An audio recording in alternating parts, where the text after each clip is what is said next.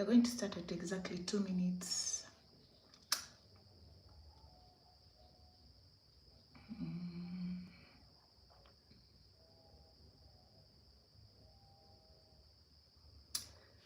Hi everyone, how are you doing today? Thank you for joining the live. Thank you for watching the restream. Yeah, whatever it's called when I repost after going live. So today I wanted to talk about relationships. So when you look around, everything that we do, everything that is around us is based on relationships. We can have relationships based on spouse, marriage, and all that stuff. Then we have to have relationships with the people we work with. Then relationships with our children, relationships in ministry, maybe the people you are serving with. You need to have a relationship with those people. Yeah, so that is something that we need to understand. Like, you need to understand that the way you treat your workers at work is the way you're going to receive like more production or productivity. If you treat your workers harshly, first and foremost, they are not going to stick at that job. They are going to make sure they find a way to steal from you because of your behavior, because of how you treat them. Because at the end of the day, they are also human beings and they are just wanting to earn a living and take care of themselves and their family. So if you find yourself that you're treating your workers badly, it is going to reflect in your business. It is going to show. You're not going to be receiving the results that you expected to receive. And remember, your capital is in that business. So you shouldn't treat workers anyhow. You should even treat them as if they are your colleagues. Workers should be treated as if they are part of the business. Make them feel part of the business. For example, if you're having business meetings regarding the company, regarding changes you want to make to your organization, make sure you involve the workers because they are on ground. Trust me, they know more than you. Then there are some that interact with the customers, so they know what the customers really want. They know what the customers are looking for, what they are asking for. Then they also get their customer feedback, for example. Because as a business owner, maybe sometimes you're not going to be hands-on or you're not going to be there all the time. Sometimes you're not going to be there all the time. So these people have the first-hand information. They have the first-hand information and you need to be on good terms with them. Otherwise, they are going to make some plots. They are going to make little small organizations in your organization and they start stealing from you. When they start stealing from you, before you know it, they are going to start up their own company. And because they know the mistakes you made, their company is going to thrive. But on your sweat, or maybe when your company has fallen. So you need to have a good relationship with your workers. You need to treat them right. You need to make sure you pay them on time. If you don't pay your workers on time, trust me, either they are going to go and work for another company, like underground or something. They may be even getting orders for businesses where you get orders and they give that business to your competitor when you don't know, because you're not paying them on time. But if you treat them right, pay them on time, they are going to be loyal to you. And also another thing, as business owners, what we miss out is building that relationship with your workers. How? Ask them about their personal life. Understand what is happening with them. How can your worker lose a child or lose a close relative and you don't even know about it? Or you don't go to show them emotional support? That shows you're not invested in the lives of your workers, and that is very dangerous. You need to keep them close to you because they are the ones who will even tell you those that are plotting to steal from you, that are plotting, to make sure that business falls. So you need to do what? You need to be having a relationship with your workers. They will be telling you things that are happening. They will be telling you where you need to make changes, and you need to have room. You need to leave room where your workers understand that you are the boss, but then it is easy for them to come and tell you anything that is happening in the company, as in they are not scared of you. There are these bosses that give up these vibes of I'm the boss, everyone, when I enter the room everyone should shake. You shouldn't make them like to try to overknow you, to feel like they can do anything, say anything in front of you. But you should also leave that room for them to come and tell you what exactly is happening and what is on ground. Let them be free to come and talk to you. Let them be able to confide in you. You know, that is when you're going to move your business to the next level. You're going to run your business smoothly with loyal workers. You know, but if you treat them harshly, if they feel they cannot talk to you, if they feel they cannot open up to you, they are going to do all sorts of things under your nose in that company, and your company in the long run is going to fail. Remember, they need you, but you also need them. Without them, you cannot move forward. And without you, the company, they also cannot move forward. So you have to come to a mutual understanding where you work together. Where you work together and you make sure that you're all on the same page. You have to work as a team. You know, you have to make them understand that you are one. That this company belongs to you. When you rise, we rise together. When we fall together. So you have to give them that understanding and mentality. Give them a sense of belonging. Give the workers a sense of belonging. They are not going to steal from you. You know? Now, there are some people where sometimes you bring the workers too close to you and then they start over-knowing you. They feel like they have known you. You know? They have seen you to the last. They have seen you to the end. So that is also not good. There have to be boundaries. There have to be boundaries for them to know that this is our boss. This is my, I'm a worker here. This is my boss. But then again, if I have a problem or if I have a concern regards the company, I can easily walk up to the boss and let them know. And this goes back to even institutions. There are some institutions, for example, universities, where you cannot even reach out to the dean. Like, how can I not be easily? Like, for example, I went to an international school here in Uganda, international university. But you had access to the dean, you had access to the vice chancellor, you have their phone number, you have their email, you can reach out to them anytime you have a problem. You know, the vice chancellor can sort it out, the dean can sort it out. But then there are universities here in Uganda. You can even, you don't even have, like now when it comes to the lecturers that are teaching you one-on-one, those ones you even have their WhatsApp number. You can reach out to them anytime you need help, you know. But you find institutions here in Uganda, people cannot even reach out to the dean of studies to see what is happening. A student spends like 5-6 years not graduating because of one course unit. At that university, let me give you a scenario. If they see that you are not graduating, they will first ask the lecturer, why is this student not graduating? They will ask the dean, they will ask finance, is it because of finances? Was the person sick? They will call you and ask you and find out, why are you not graduating? But that is an international university, you know? So they will ask you and find out. So that relationship between the people, the board like that is up there and the students is there. But in your business, is it there? It is the same thing, you know? You find somebody in another university, they don't even know the vice chancellor of the school. They don't even know the dean. They don't even have the dean's number. Like how? You know, these are people you should have access to. Because as we are in an international, in a private university, you know, people will make sure they get the value for money. Hey, I remember I was doing my dissertation and I had a deadline to meet.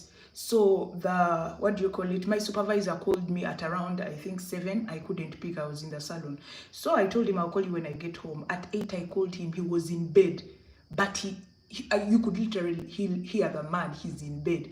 But he got up and gave me that attention I needed to make sure I handed in my dissertation in time. So that is having a good relationship, and it goes back from the institution above. What have they installed in their staff? What have they installed in the students? As we knew our rights, we knew that we were paying a lot of money and we need to receive the services. But you find universities here in Uganda, people are suffering with research. People have failed to graduate because they don't have access to the lecturer, you know. They don't have extra help to help them pass that exam, you know. But That needs to change. Like, for example, if you have your own business, you have to make sure you don't run things like that. You have to make sure you run things the right way. You have a relationship. There's clear communication between the board, the directors, you know, like as it goes, the workers, the customers. There should be easy communication if you want to run that business long term and it succeeds. You know, you have to have a relationship with your workers, and they have to be free to talk to you anytime, anyhow. Now, when it comes to relationship, for example, in ministry, when you're serving with people, you need to understand who you report to. Because you can be in a department where people feel that they want you to report to them, or they feel because they are the first people who got there before you, that you should always report to them. No, when you reach in ministry, you need to understand, I need to respect the people I work with. You need to know who you report to. It goes back to relationships. You need to know who is your subordinate, who is above you, who do you need to report to in case of anything. If you're not going to turn up, if you're not going to come for ministry that day, if you're not going to be able to make it, who are you reporting to? Understand who you're reporting to and respect others. You know? So those are things we need to note. Those are things we need to understand, and those are things you shouldn't stop at understanding them. You need to implement them. Whether it is a small business, big business, an institution, private or public, you know, these are things that, like me, you cannot, I don't know, the public, what do you call it, public institutions here in Uganda, what I've heard, the stories, I cannot, because man, the stories you hear, you're like, no. I don't discourage anybody from going. If you want, you can go, because they have the best lecturers, because some of their lecturers even come to private universities and teachers. But man, the environment, accessibility to resources, and also when it comes to relationships with your spouse, you need to understand your partner. You know, one thing, if you want a relationship to succeed, now I'm on relationships of husband, wife, husband, or when you're just getting to know each other, friendships and all that stuff, you need to understand that women and men think differently.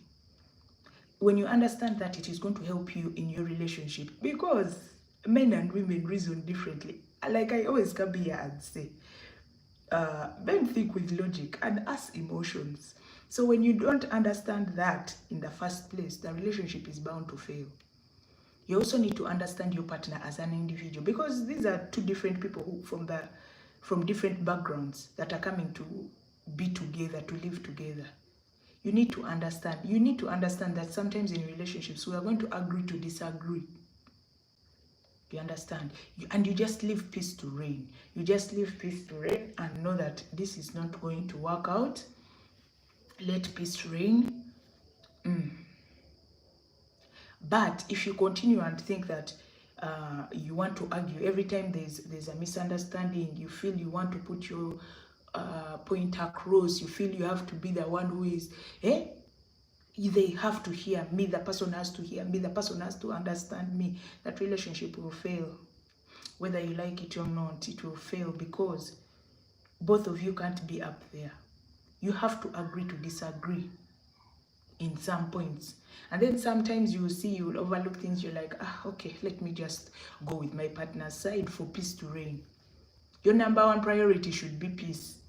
You find people, they see a man or a woman, they're like, that man is too short, that man is not nice looking, that girl is ugly, that girl is fat. But she respects the man, she gives him peace.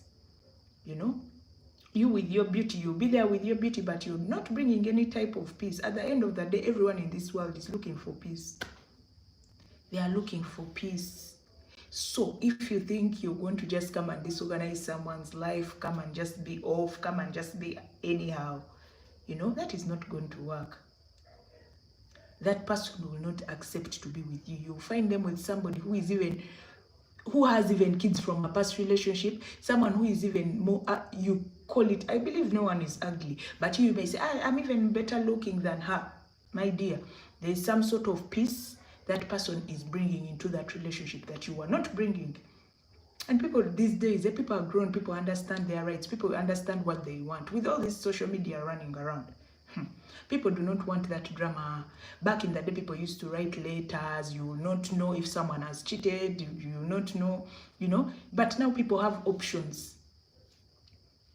Then you find others in a relationship, you know, and they are living for society. People at the end of the day, I always come here and tell you, people, at the end of the day, people don't care. When you get high blood pressure, people don't care. When you die tomorrow, we shall come to your funeral, we shall eat the rice, we shall bury you, and life will go on. But you find people, they are living their relationship for what will society. I know somebody who is in a relationship, they are just there, but they are saying what will social media say, what will people say, what will society say, you know. So all those things, if something is not working out, your mental health and your physical health is very important. Think about that first. Deal with that first. Make sure you don't, because you put yourself in a situation where you're going to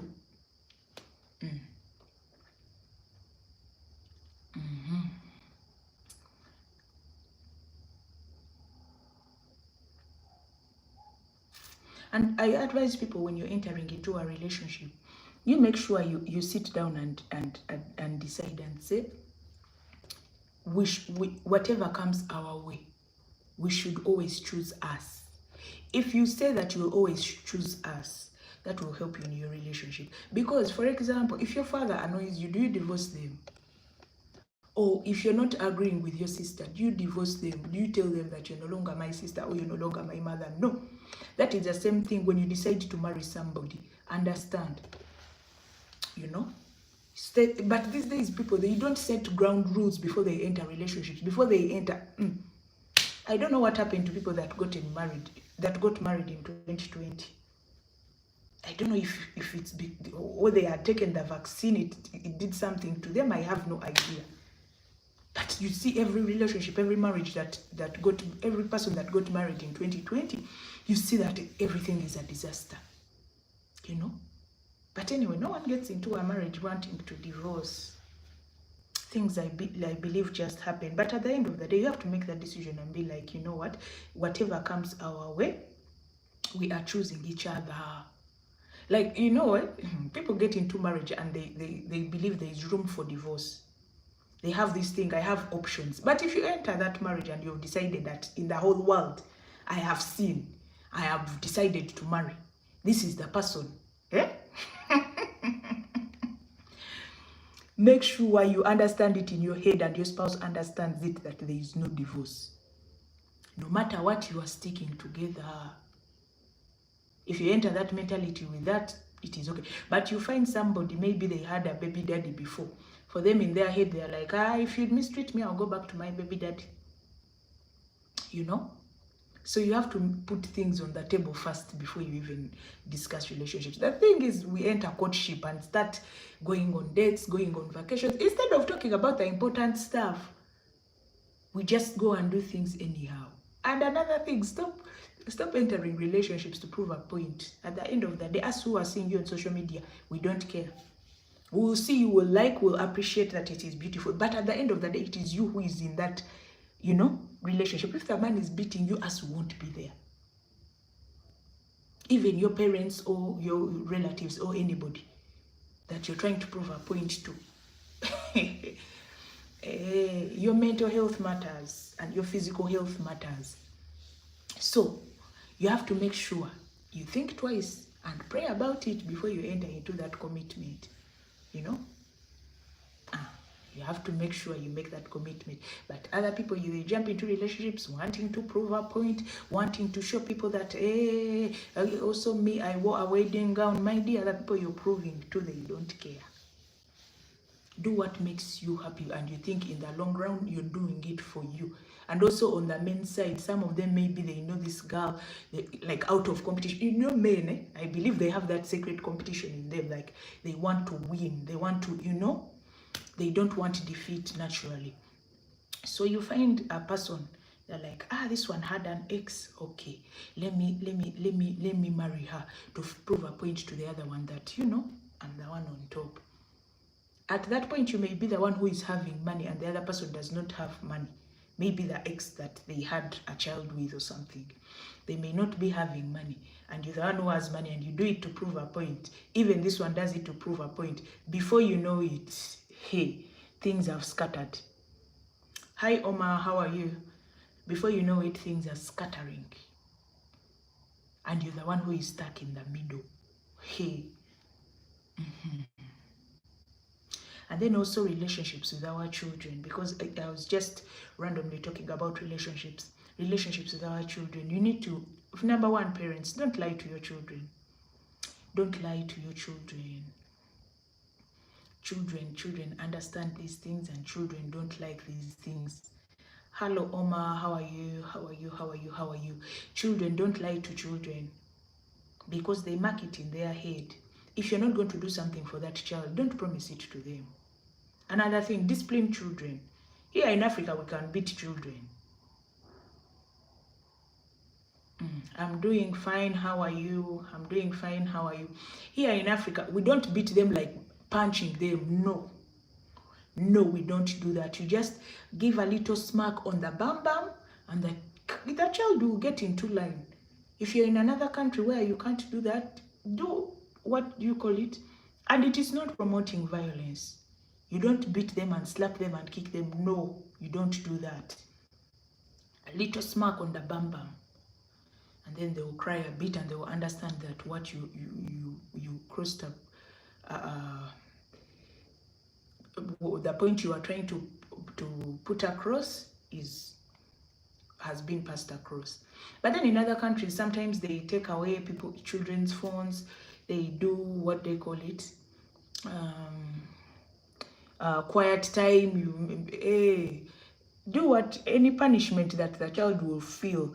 You take away something that they love, and so that they understand. And also when you're disciplining these children, don't just tell them to go into quiet time and leave them there. Make them understand the repercussions of what they have done.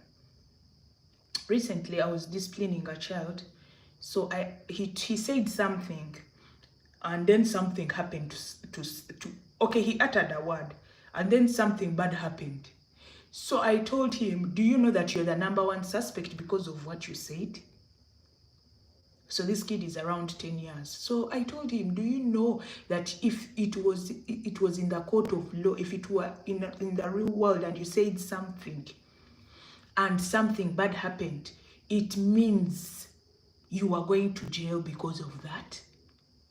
So this child was so scared. He was like, oh my God, what did I do? So from that time, he understood not to just utter anything, not to just utter anything. So he knows when to say what he needs to say, when they can say it, not just saying things anyhow. So from that, because I sat him down and told him the repercussions of what he had done, he understood. He understood, and he said he would change, and you can see changes in his behavior because he understood what he was being punished for. And at that time, I didn't even beat him or anything, I just explained to him like how he can go to jail because of what he said. So when we are disciplining our children, let them understand. And when you see some characteristics in your child, don't go and hide for your child. You see that clearly the child has a spirit of anger. When they are angry, they throw things around. Then you say, leave him, spare the rod and spoil the child. You're sparing that child right now, but the world will not forgive him. I repeat, you are sparing that child right now, but the world will not forgive that child. I am telling you. If you see a character in your child when they are still young, pray about it, discipline them, sit them down, talk to them about it. These kids, when you talk to them, they can understand. But sometimes as parents, we just scream and shout at their children. They're not going to understand anything. They're not going to understand anything when you scream and shout. Sit down and talk to them like you're talking to one adult. Explain to them. They understand. If they mess up again, talk to them. The third, keep talking to them. They will understand that mommy doesn't like this, daddy doesn't like this. With time, they will change. But then you see a nasty character in your child and you sugarcoat it. It is okay, leave him. It's okay, leave her. I know why she's like that. I know why he's like that. You will leave that child. You'll find that's why people don't want to stay with that child. You find somebody, they say, can I bring my child for that weekend? They're like, no, we are not there. Because they know your child's characters. When they talk about your child or they try to discipline your child will even embarrass them when they go somewhere with them. So they will say no. And you wonder why do people don't like my child? It's because of you, in fact, they will not even blame it on the child. They'll blame it on you. You don't want to discipline the child. You don't want anybody to say anything about the child because of their nasty behavior. You know, one day you will leave that child somewhere, they will do something bad. Somebody will will show them pepe. You know, so you need to understand. You need to understand. You need to understand. You need to understand. You need to discipline your children. You wonder why, whenever I ask people to look up to babysit my child, why is it my child? My child, they don't like it because of the nasty character and the way you sugarcoat it. You know? So you need to think about that before you do anything.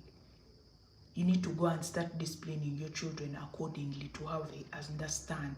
Because one day you throw him in boarding school, children will bully him. Children will beat him. Children will show them, you know. But if you've disciplined the child from young, they can be having a good character. They can be able to live with people. They can be, you know, they won't be treating people negatively. So, yeah.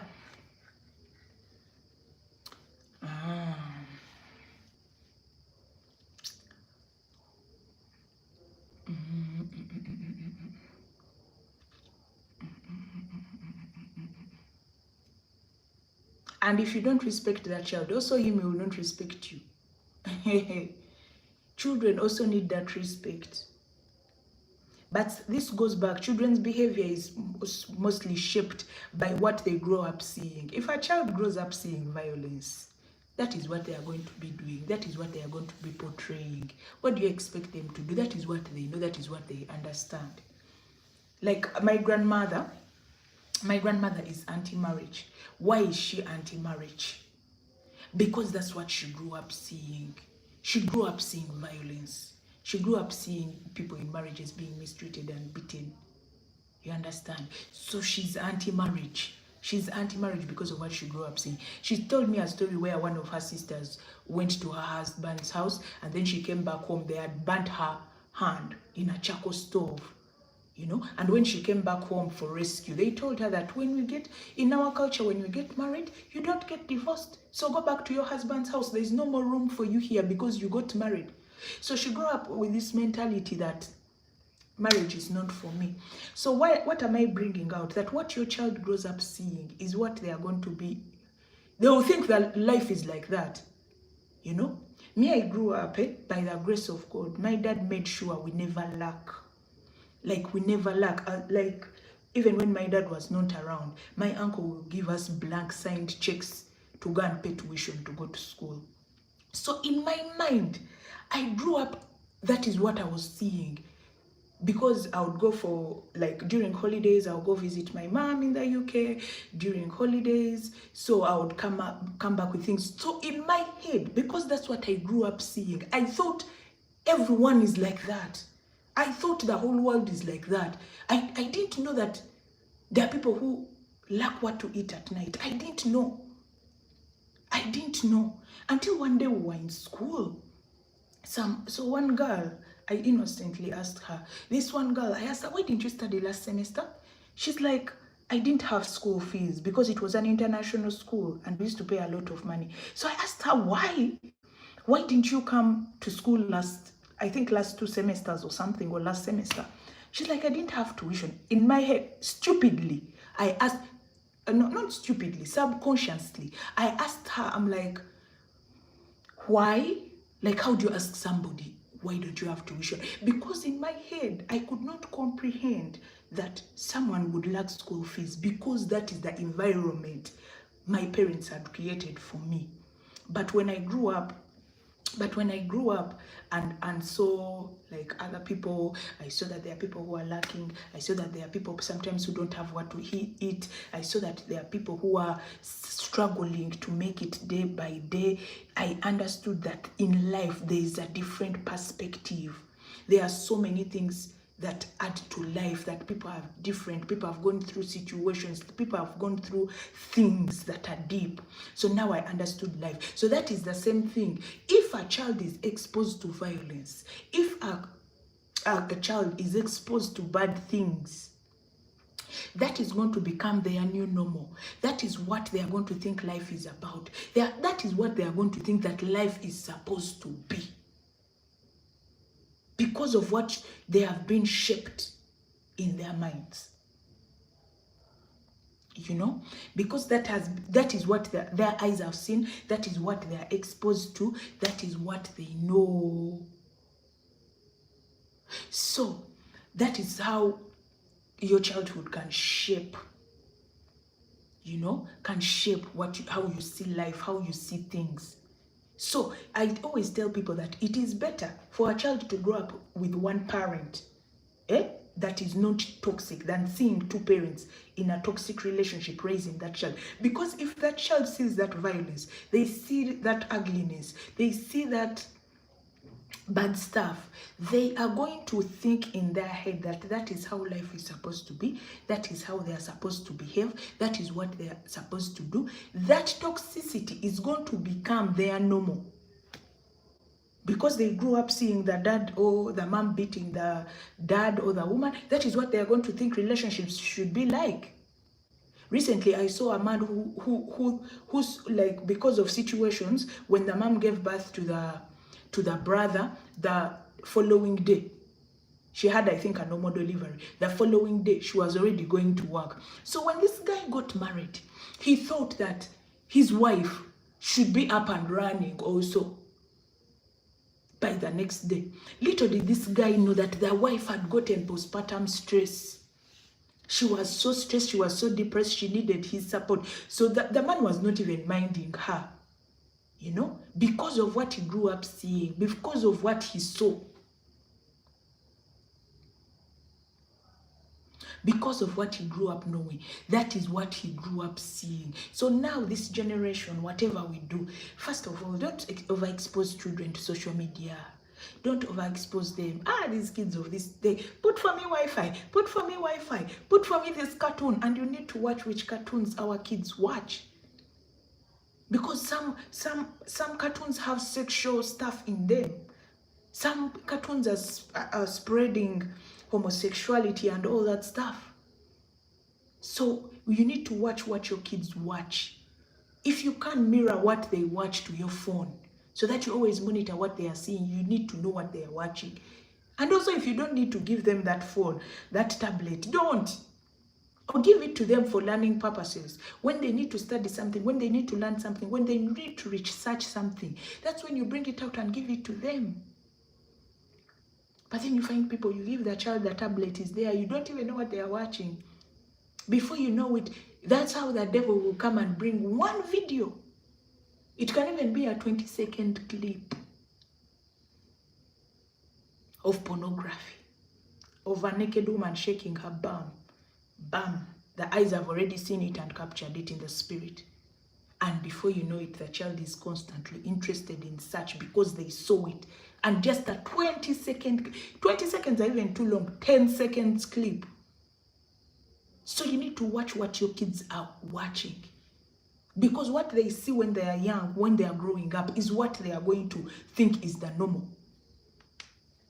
Is what they are going to think is the new normal to them. And that is how you find they are going to behave. Before you know it, the child is addicted to pornography. But because you're not even monitoring their phone, you don't know what they are watching. You find a child at 9, 10, from that 20-second clip, they have started masturbation. They have started all sorts of manner of sexual immorality. You know?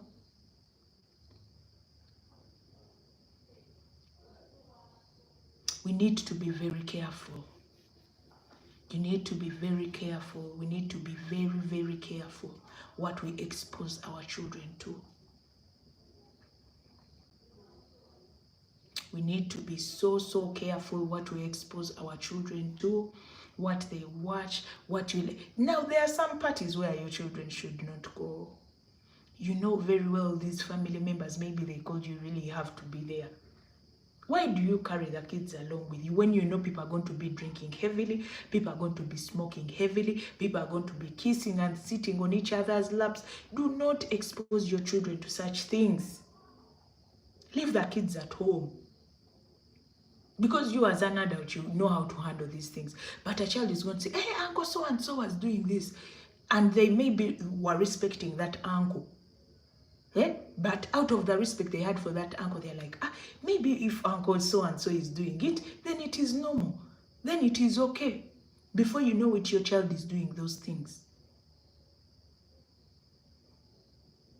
So we need to watch what we expose our children to. We need to watch what we expose them to. If you know the parties are going to be wild, don't take them. You know? Even as a child of God, you shouldn't be attending such wild parties. And if you still give your life to Christ and stop going into such things, because such things are just draining you, you know? Anyway, that's all I had to share with you today. Let me hope you've been blessed in the mighty name of Jesus Christ. See you tomorrow. Bye.